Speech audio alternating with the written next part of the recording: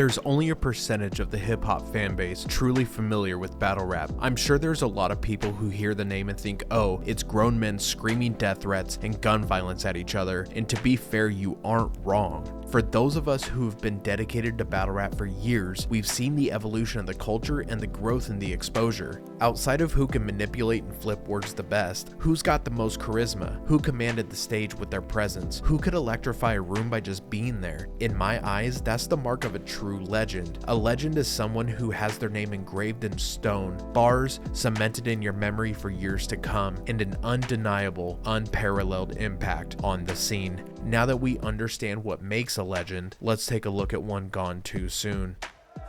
All the way from Dartmouth, Nova Scotia, King of the Dot champion, to my right, introduce yourself.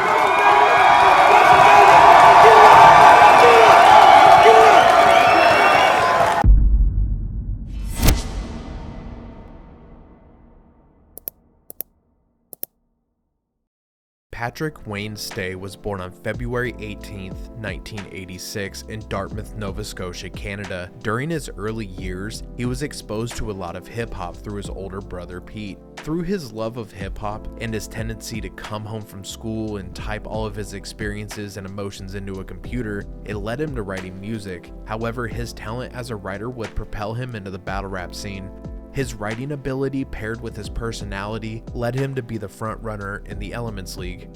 His success caught the eye of a battler from Atlanta, Georgia by the name of D-Rect.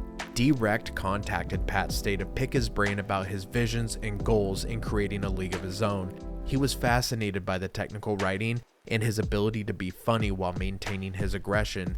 In 2008, his motivation paid off and the league in America, called Grind Time, was founded.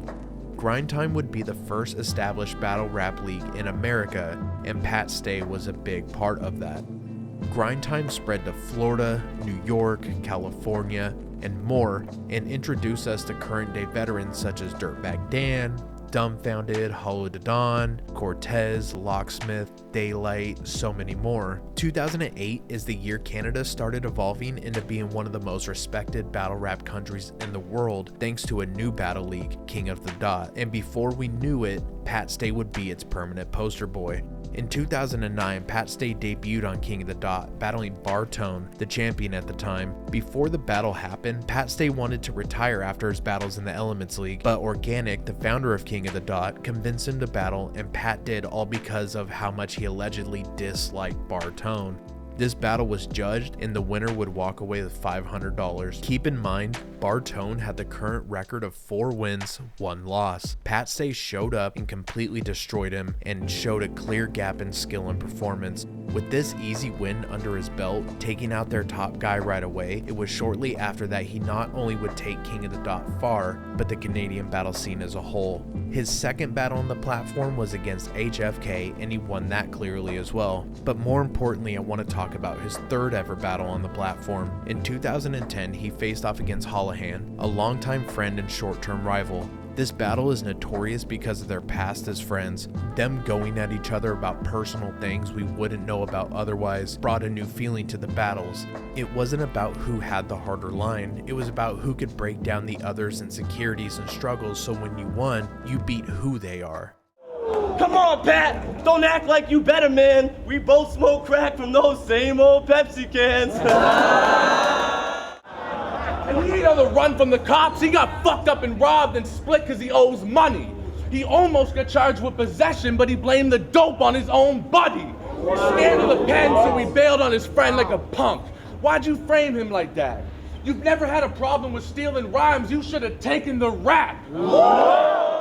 I've been holding this inside for a long time and it's been destroying me. Where the fuck were you that night in 05 when I got jumped and robbed when all my real boys with me? You fucking ducked my calls for the next 6 months. You just avoided me. See, I retaliated, Pat. You fucked up the loyalty. Right. So this is for Mitchell, who was ordered probation.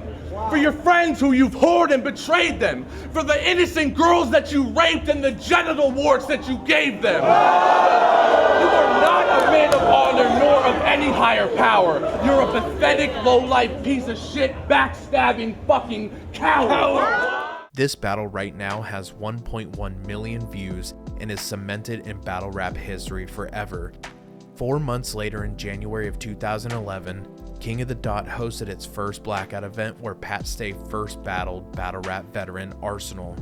This match was a complete style clash, with Arsenal being the gang-banging, talk my shit sort of battler, and Pat being more or less the opposite. After a crazy battle, Arsenal tried to freestyle a 4th round, even though the battle was the typical 3 rounds with no overtime. Arsenal was yelling at Pat as he walked away, calling him a pussy and saying how he was just scared. In the post-battle interview with Pat Stay, he said he would still sit next to Arsenal and discuss the battle and continue to give Arsenal his flowers. I think I did well. He did well as well. You know, I mean, I'm not fronting. I ain't no liar. You know, he's good, man. He was a great performer. So straight up. It shows who Pat Stay was. He's always been genuine and doesn't carry malice in his heart towards anyone. For Pat being a loud barking 6'5" dangerous battle rapper, he has always been the kindest person behind the scenes. Later in 2011, King of the Dot hosted their Flatline event. Pat Stay wasn't partaking, however I do want to discuss this real quick. Flatline was a crazy card, delivering us one of the best battles in history between Disaster and DNA. At the time, it set a completely new bar, but the reason why I bring all this up is because Flatline was the event where Drake started partaking in the events, not to battle, but to sponsor the events. You know, I had an option, like I was in New York City doing press, you know what I'm saying, and they wanted me to stay. Actually, this is gonna sound terrible, but I was supposed to shoot somebody's music video today. I didn't go, because I wanted to come here, you know, while I was making this album.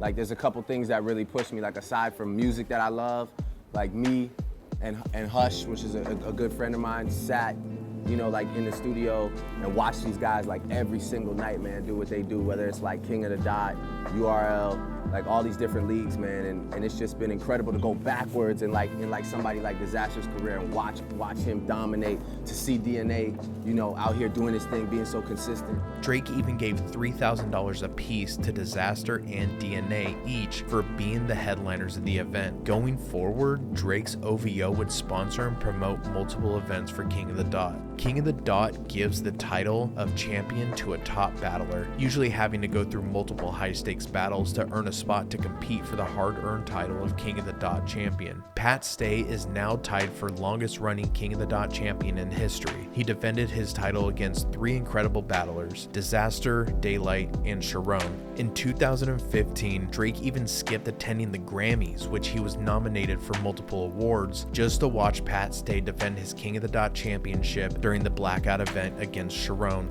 Pat's only 2 appearances on the Ultimate Rap League are on the Summer Madness 8 card and the Night of Main Events 9 card, where he won against both Tay Rock and Shotgun Suge. His only 2 battles in the US League, he took on 2 rappers who are argued as being the best battle rappers in URL's history, and he took them out with ease. Aside from being a battle rapper, he was releasing music, aspiring to become an actor, hosting a podcast, being a family man, and giving back to his community. He wrote, produced, and directed his short TV series called Reasonable Rob, where he played an egotistical, chauvinistic jerk. It's absolutely hilarious. He also had a small role on the TV show Dudley. Most importantly, he had a role in the movie Bodied. It follows a college student who immerses himself in the world of battle rap. It features a ton of actual battle rappers. It was co-written by Disaster and executive produced by Eminem. And for his music, he just wasn't known for it, but battle rap fans found his music and supported him even more. He dropped a diss track about the game right before his passing, which is sitting at 1.2 million views on his personal YouTube channel. The game released the song The Black Slim Shady, which was a 10-minute poor excuse for a diss track, obviously towards Eminem. We all knew M wouldn't respond. The game is just a clout leech, and Eminem was smart enough to not feed into it. So hearing Eminem get called out about battling him as a response, Pat Stay said he was the white boy he needed to see first, and he needed to face a real battle rapper instead.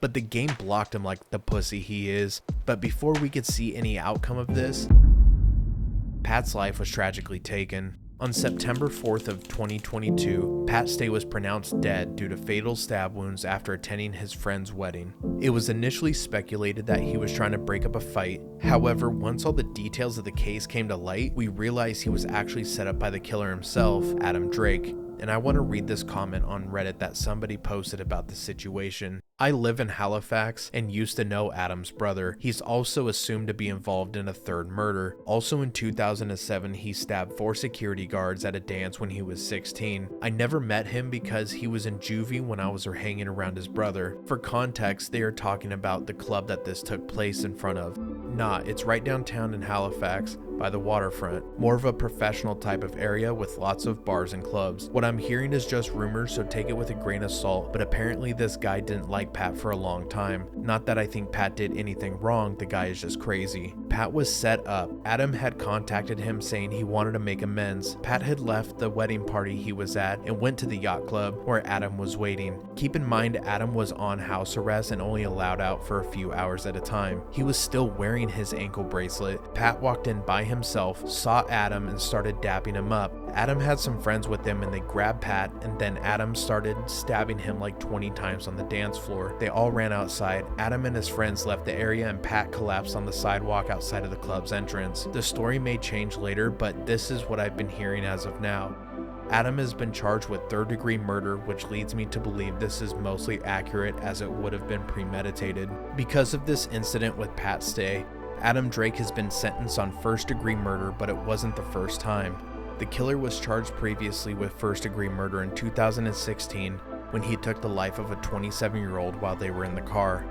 During the hearing for Pat Stay's murder, the stepmother and sister of the 27-year-old victim I just explained showed up to the courthouse stating, "We want to show support for Stay's family. We also want answers in our own case. I'm hoping that new evidence or people who were once afraid to come forward will finally come forward. Maybe we can get some of these other murders solved.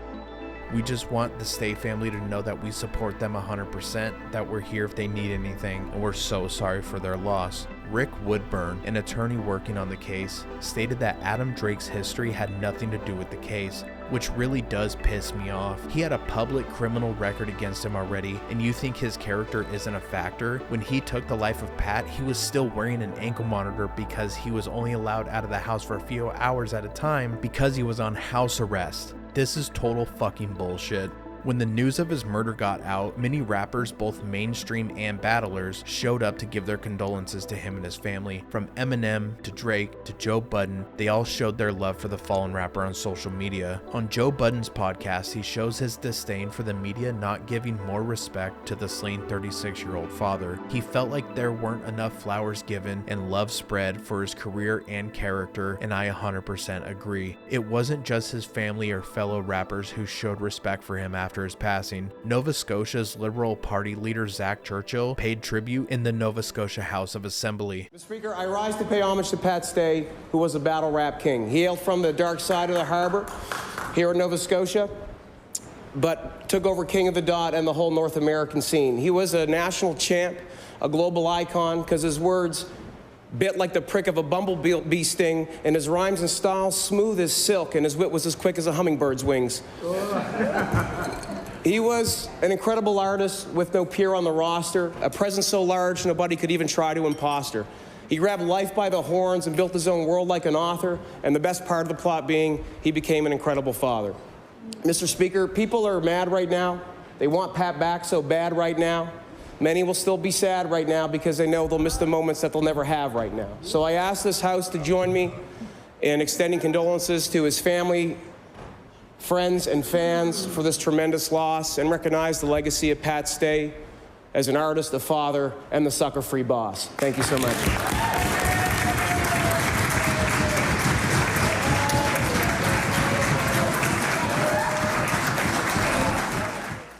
Without missing a beat after he was taken from us, Pat's childhood friend Joey Hawkins set up a GoFundMe for the family to help with funeral costs and to help with the finances after losing a husband and a father of 2. And a little over a month after the GoFundMe was created, it raised over a staggering $80,000. Within only 13 months, the GoFundMe raised over $260,000 Canadian.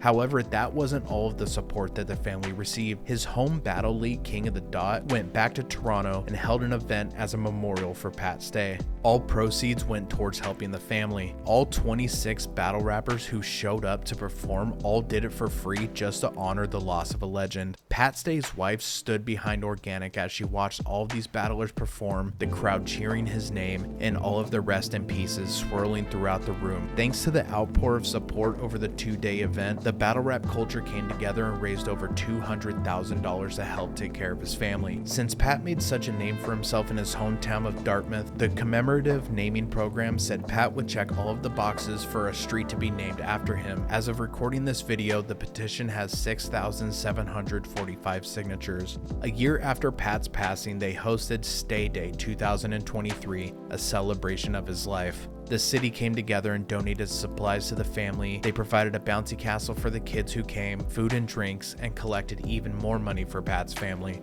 All in all, Pat Stay moonwalked with steel-toed boots on throughout his effortless claim to fame in the battle rap arena. He's had an illustrious career spanning over a decade, bringing him to multiple countries around the world, headlining in 4 of them. He battled in 3 different leagues in 1 year, 14 main event appearances, over 30 million views on his battles combined. On Ranker.com, Pat Stay is listed as one of the top battle rappers in the world, right under the most famous battle rapper of all time, Eminem. He has touched so many lives, and so many people have given back to his family in their time of need. He was a towering threat in a battle, but the people that knew him praised his kindness, love, and selflessness. He was loved by many and mourned by even more. The shockwaves of his death rattled the entire scene. I personally remember scrolling through Reddit and seeing this headline, and my heart broke. I watched Pat Stay battle Bartone on my Windows XP computer and was absolutely hooked. I looked forward to the Arsenal battle. I felt like I was a part of the Pat Stay and Holohan battle. It's been a very long time for me, and I've been a dedicated fan ever since I seen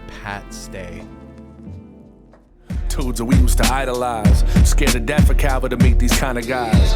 Cause hey, they got the most honeys, had the most money, fat chains with the gold nuggies. What? And people treated him like a king, took you under his wing, paying for all the drinks, unlimited drugs too. Give you props and hug you, call you his little bro. Every minute tells you he loves you. Look, you and me, shit goes down, I got you. I know the whole spill. I looked up to this dude once too. Loyalty and respect tatted right across his neck. I could paint the whole picture. These were basically all my friends, acquaintances. Really not even that. But when I was with him, boy, I thought it was bad. You know what I mean?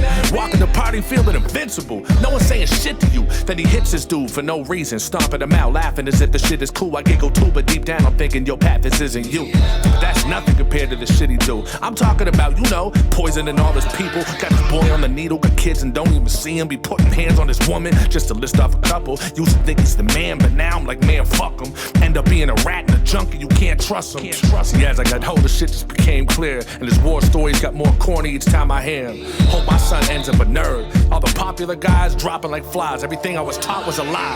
Look at y'all now. I was around the wrong crowd. Did a lot of stupid shit for respect that I'm not proud. Had to find myself, learn to smile and let my guard down. Fuck them. I'm trying to make my kids and my mom proud, and it's refreshing. Feels good. It's a blessing.